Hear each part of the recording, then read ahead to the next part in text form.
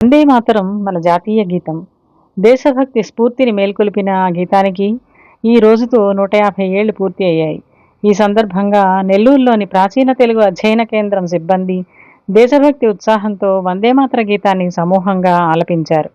కార్యక్రమంలో కేంద్ర సంచాలకులు ఆచార్య మాడభూషి సంపత్ కుమార్ మాట్లాడుతూ, బంకించంద్ర చటోపాధ్యాయ రచించిన వందేమాతర గీతం దేశానికి ప్రేరణనిచ్చిన శాశ్వత కీర్తి గీతం.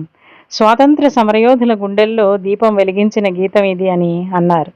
సిబ్బంది ఆలపించిన వందేమాతర స్వరాలతో కేంద్రం పరిసరాలు దేశభక్తి గర్వంతో మారుమోగాయి.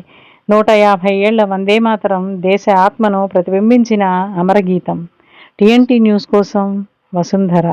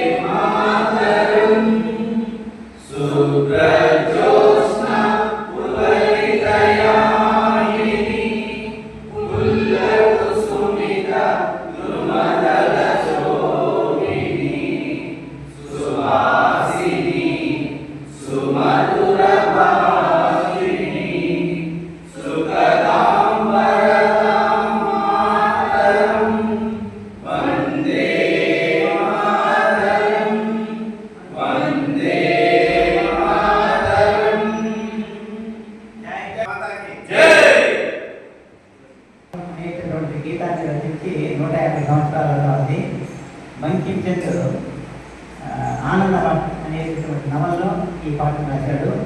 ఆ పాట ఆ తర్వాత కాలంలో మన స్వాతంత్రోద్యమానికి ప్రజల చైతన్యవంతం దాంట్లో ప్రధానమైనటువంటి పాత్రని పోషించినటువంటి పాట.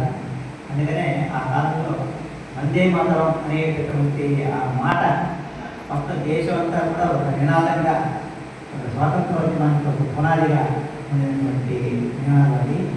ఆ రోజు ఈ రోజు దాకా కూడా ఆ పాటని మనం పాడుతూనే ఉన్నాం. ఈరోజు ఆ పాటకి 150 సంవత్సరాలు. చాలా 150 సంవత్సరాలు ఒక పాట ఇంత అద్భుతంగా అందరి నోడల్లో ఆనందంతో